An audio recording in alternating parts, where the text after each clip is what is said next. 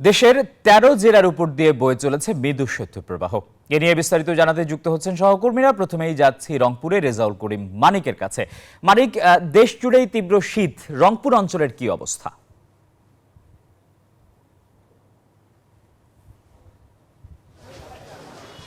আসিফ, আপনি জানেন যে শীতের জন্য বিখ্যাত রংপুর অঞ্চল। অর্থাৎ প্রতি বছরই অর্থাৎ আগাম শীত থেকে শুরু করে ভারী শীত এবং শৈত্যপ্রবাহ কিন্তু রংপুর অঞ্চল উপর দিয়ে বয়ে যায়। অর্থাৎ বিশেষ করে রংপুর বিভাগের যে পঞ্চগড় রয়েছে সেই জেলায় আজও তাপমাত্রা 9.8 ডিগ্রি সেলসিয়াস অর্থাৎ 10 ডিগ্রি নিচ্ছে, এবং রংপুরের যে তাপমাত্রা সেটি রয়েছে 12.5 ডিগ্রি সেলসিয়াস। অর্থাৎ এই পরিসংখ্যানই বোঝা যায় যে শীতের তীব্রতা কতটা ভয়াবহ এই অঞ্চলে। তবে গত দুদিন থেকে সূর্যের মুখ দেখা পাচ্ছে রংপুর অঞ্চলের মানুষ। তারপরেও কিন্তু শীতের যে তীব্রতা এটি কমেনি।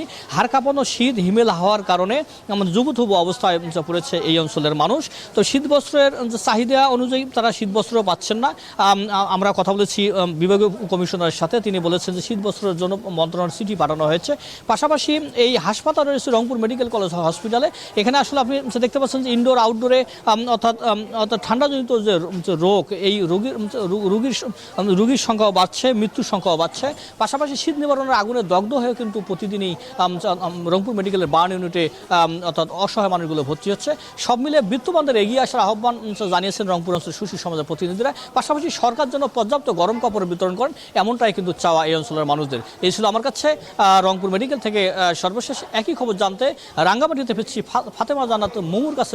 মৌ, আপনি জানাবেন সেখানকার শীতের পরিস্থিতি কেমন?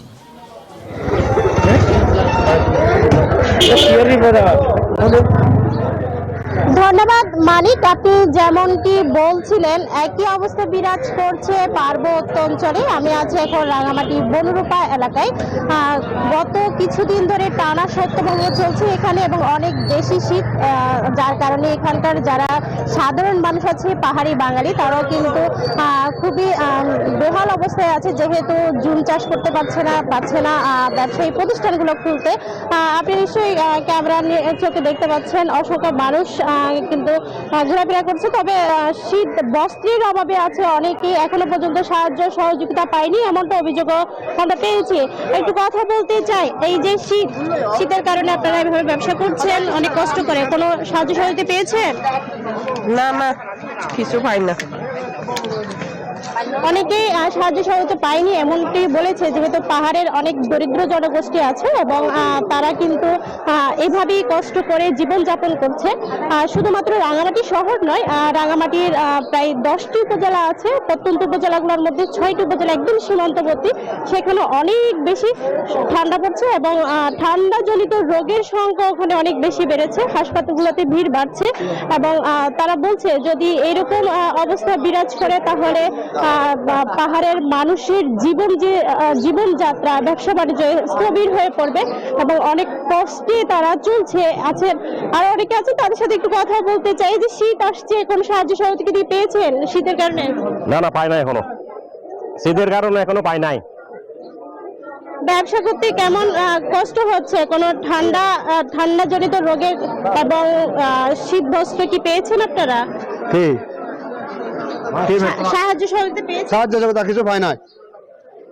অনেক সাধারণ মানুষ আছেন যারা কষ্ট করে ব্যবসা করছেন এবং তারা বলছেন যে সাহায্য সহযোগিতা পেলে হয়তো তাদের যে জীবনযাত্রা মান সঠিকভাবে চলতে পারবে এবং সাধারণ যে মানুষগুলো আছে জায়গায় কিন্তু শীতের বাড়ছে। মূলত সারা দেশেই যে মৃদু শৈত্যপ্রবাহ, 13 জেলায় যে শৈত্যপ্রবাহ তার প্রভাব কিন্তু বরিশালে পড়ছে এবং গত 48 ঘন্টায় বা 72 ঘন্টায় বরিশালে কিন্তু সূর্যের দেখা মেলেনি। সে কারণে শীতে কিন্তু জুবুথুবু পুরো বরিশাল অঞ্চল। আমরা এই মুহূর্তে আছি বরিশাল শেরেবাংলা মেডিকেল কলেজ হাসপাতালে, যেখানে আগের বুলেটিনেও আমরা যেমনটা জানিয়েছিলাম যে অনেক শিশু কিন্তু নানান উপসর্গ নিয়ে কিন্তু হাসপাতালে এসেছেন এবং সবচেয়ে বড় কথা হচ্ছে যে এত সংখ্যক শিশুরা আসায় চিকিৎসকরা কিন্তু হিমশিম খাচ্ছে বা চিকিৎসা দিতে। আমরা যদি ক্যামেরার চোখে দেখাচ্ছি যে এক একটা বিছানায় 2 জন 3 জন 4 জন, অর্থাৎ লেখাই আছে প্রতি বিছানায় 2 থেকে 4 জন শিশু কিন্তু থাকার জন্য তারা নির্দেশ দিয়েছেন হাসপাতাল কর্তৃপক্ষ। ফলে চিকিৎসকরা যেমন হিমশিম খাচ্ছেন, অন্যদিকে যারা শিশুদের নিয়ে আসছেন তারাও কিন্তু চরম দুর্ভোগে পড়েছেন এবং তারা বলছেন অব্যবস্থাপনাও রয়েছে, এরকম অভিযোগ করেছেন। কিন্তু অন্যদিকে নিম্ন আয়ের মানুষও কিন্তু এই শীতের জন্য কাবু হয়ে পড়েছেন। সর্বত্রই আমরা দেখেছি কুয়াশায় আচ্ছন্ন। আবহাওয়া অফিস আমাদেরকে যেমনটা জানিয়েছে যে এই অবস্থা আরও 2-3 দিন থাকবে এবং তারপর হয়তো বৃষ্টি আসতে পারে এবং বৃষ্টির পরে আস্তে আস্তে রৌদ্র উঠবে, এমনটা জানিয়েছে। তবে হাসপাতালের যে অন্য যে ওয়ার্ডগুলো, বিশেষ করে বয়স্ক মেডিসিন ওয়ার্ডে আমরা দেখেছি, সেখানে বয়স্ক রোগীরাও কিন্তু নানান রকম উপসর্গ নিয়ে হাসপাতালে ভর্তি হয়েছেন। চিকিৎসকরা আমাদেরকে বলেছেন যে দ্রুত তারা যেমনটা বলেছেন যে এই সময় যেহেতু শীতের প্রকোপে নানান রকম উপসর্গ দেখা দেয়, বিশেষ করে জ্বর, সর্দি, কাশি, নিউমোনিয়া, টাইফয়েড, ডায়রিয়া, সুতরাং শিশুদের জন্য বাড়তি নজর দিতে বলেছেন বয়স্কদের জন্য। এই সময় বাইরে বের হলে অন্ততপক্ষে গরম পোশাক নিয়ে যেন সবাই বের হয়, এমনটাই বলেছেন চিকিৎসকরা।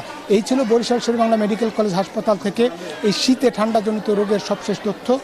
আমরা এখান থেকে যাব বরগুনাতে, সেখানে আছে সহকর্মী সুমন, উপকূলীয় এলাকায় শীতের প্রভাব কেমন দেখছেন, মানুষ কি বলছে?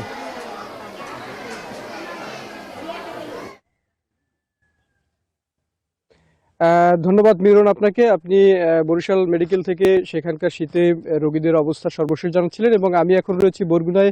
আমি এর আগের বুলেটিনে যেমনটি বলছিলাম যে সারা দেশের কিন্তু কম বেশি শীত বিরাজ করছে প্রত্যেকটি জেলাতে এবং আবহাওয়া অফিস আমাদেরকে যে তথ্য জানিয়েছে সেই তথ্য অনুযায়ী কিন্তু দেশের 13টি জেলায় কিন্তু এখন মৃদু শৈত্যপ্রবাহ বইছে এবং তারই ধারাবাহিকতা আমরা দেখেছি যে বরগুনায় কিন্তু 1 জানুয়ারি থেকে শুরু করে আজ পর্যন্ত কিন্তু শীতের প্রকোপ অনেকটাই বেড়েছে এবং সাথে হিমেল হাওয়া কিন্তু এই অঞ্চলের মানুষের জন্য একটি ভোগান্তির কারণ হয়ে দাঁড়িয়েছে। এবং আমরা এর আগের সংবাদে যেমন দেখেছিলাম যে রাস্তার পাড়া মহল্লায় কিন্তু মানুষজন শীত নিবারণের জন্য বিভিন্ন খড়কুটো, লাকড়ি এগুলো দিয়ে কিন্তু তারা আগুন জ্বালিয়ে সেই শীত নিবারণ করছেন। এবং আমরা এখন বরগুনার ঢলুয়া ইউনিয়নের একটি রিসোর্টে রয়েছে এবং এখানেও আমরা দেখছি যে এখানকার যারা স্থানীয় রয়েছে তারা কিন্তু আগুন জ্বালিয়ে সেই শীত নিবারণের চেষ্টা করছে। এবং আমরা এখানকার কয়েকজনের সাথে একটু কথা বলতে চাই যে শীতের প্রভাবটা আসলে বরগুনায় কেমন পড়েছে।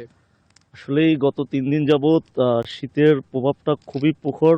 3 দিন যাবৎ তো আমরা সূর্য দেখছি না। শীতটা এতটাই প্রচন্ড রকম যে গরিব মানুষ, নিম্ন শ্রেণী যাদের খুবই অসুবিধা হচ্ছে। শুনছিলেন যে আসলে এই শীতের প্রভাবে কিন্তু যারা নিম্ন আয়ের মানুষ রয়েছে তাদের কিন্তু একটি ভোগান্তি হচ্ছে। তারা ঠিকমতো তাদের যে কর্মস্থল সেই জায়গাগুলোতে যেতে পারছে না এবং প্রতিদিনকার যে কাজকর্ম রয়েছে সেটিও ব্যাহত হচ্ছে। এই ছিল আমার কাছে এখান থেকে সবশেষ পরিস্থিতি। ফিরে যাচ্ছি স্টুডিওতে আসিফ টিপুর কাছে। আসিফ টিপু। সুমন, আপনাকে ধন্যবাদ।